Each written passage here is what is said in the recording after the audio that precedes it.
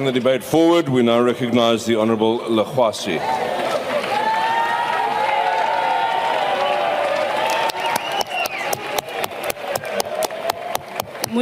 Modulasetulo wa ntlo, Mopresidente wa rona wa naga, Motlatsa Mopresidente, ditilo ka go latelana ga tsone, ba gaetsho ke a le dumedisa. House Chairperson, in this SONA debate, our point of departure must be the preamble of our Constitution, wherein Parliament, through its elected representatives, adopted a supreme law of the Republic, which is to build a united democratic South Africa, which is able to take its rightful space as a sovereign state in the family of nations. And I want to underline the sovereign state in the family of nations. Our self-determination is a right politically and economically, and we shall protect it and conduct our relations and trade with other countries only based on peace and friendship. South Africa's development intrinsically depends on inclusive economic development and job creation. This means implementing an industrial strategy and policies that ensure the reindustrialization of the country through beneficiation, local industrialization, and through economic development. We are encouraged by your commitment, Honourable President, to finalize a modernized and comprehensive industrial policy that drives economic growth. However, implementation depends on removing economic constraints caused by unreliable electricity and water supply, as well as logistical constraints. This means our point of departure for inclusive economic development and job creation is infrastructure development. We also have to ensure that regulated prices for utilities and logistics are reviewed to ensure that our economy becomes cost competitive for investment and that vestiges of structural inflation are removed from the economy to attract investment in competitive global market.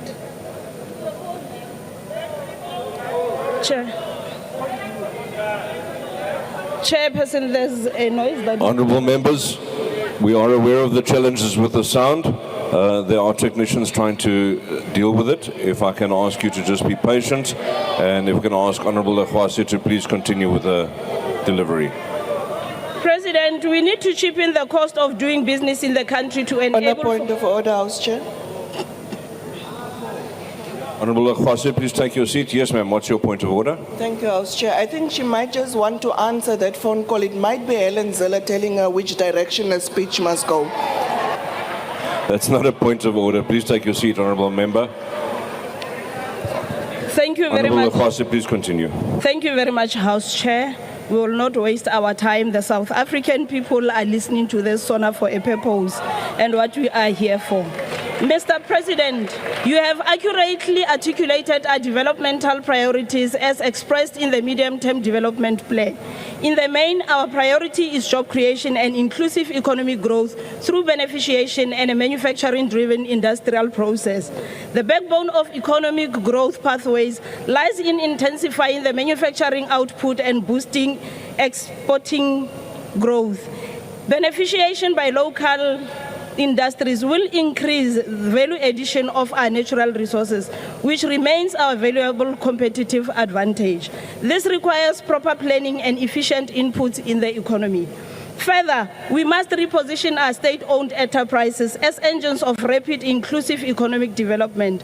As SOEs operate in 30% of the economy, which is no small part of the economy, there is a need to recognize the progress made in stabilizing the SOEs in the 6th administration, as many of them in the minerals and transport sector have recovered and are going concerns. We need to drive those on an investment path in infrastructural development while we ensure that other critical SOEs recover fully from state capture. Others such as PRASA and ESCOM are recovering well with much more work to be done. Transnet requires shareholder support to ensure that logistic constraints are removed from the economy. Inland provinces rely on logistics to get exports to ports and receive imports. As Helen Zille famously said, and I quote, "The problem is not that we aim too high and we miss it, but we aim too low and we reach it." We must aim high and transform our financial system to support not just the wealthy few, but all South African, promoting development that lifts everyone. The issue of steel industry requires our attention and is an industry which we must safeguard and protect local jobs and grow the economy. It is necessary for both local construction and manufacturing, especially in the automotive sector. There is a necessity to harness a vicious cycle of investment, jobs and economic growth through a modest target of at least 3% growth in the short term. However, given the correct conditions and sufficient investment in infrastructure and industrial development, our government is poised to surpass this modest target. We have already laid the base for in the 6th administration. We have a robust financial sector, and as former President Thabo Mbeki rightfully observed, we must work together to create a South Africa where everyone has access to opportunities and resources that enable them to thrive. By strategically allocating financial surpluses towards infrastructure projects, we can stimulate economic growth and address the disparities that exist in our communities. This is not consumption investment, but investment in productive sectors, increasing our gross capital formation and strengthening the balance sheet of our country. There is a need for unblocking the unutilized financial capital outside the state productivity for economic development in terms of infrastructure-led industrialization and increase DFI capital by mobilizing, guiding, pooling public and private across institutions. The financial sector must be transformed to invest in productive sectors of the economy and not merely ensure increase in household debt. There is a need to increase productive development through industrialization as well as diversifying the ownership and control patterns of our economy to eradicate the economic exclusion which we had in the past. What type of capitalism or free market economics leaves the bulk of the population outside the market due to limited purchasing power based on color? The dominance of financialization does not translate to growth of the productive sector, such as manufacturing, construction, and agro-processing, for example. Honorable President, too often, financial institutions have perpetuated a cycle of exclusion rather than fostering inclusivity. In terms of the FinScope 2020 survey, 80% of SMMEs are banked. However, of those that are banked, 30% of SMMEs have business bank without the remainder using owner's personal account as a dual account for both business and personal use.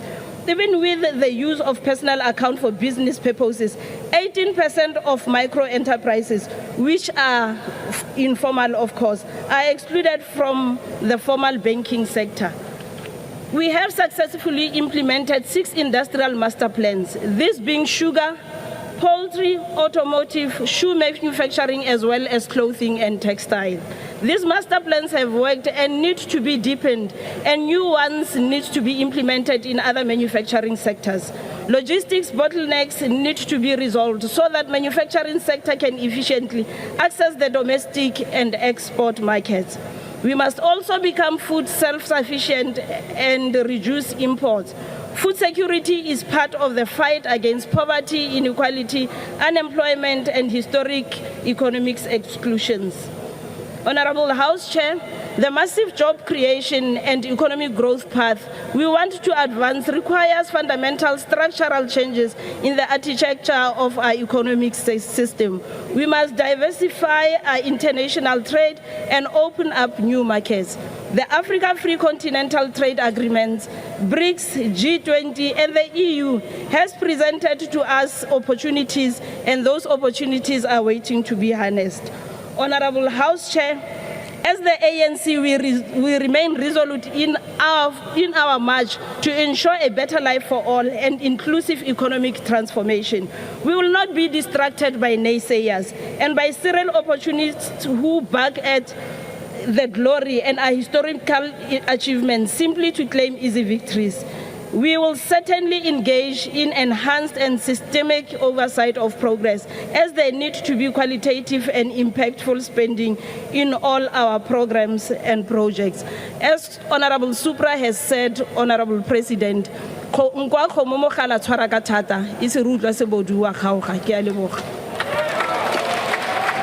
Thank you very much indeed, Honorable Legwase. Honourable members, before we continue, I'd just like to remind all members, please, to ensure that your cell phones are not kept too close to the microphone and speaker system.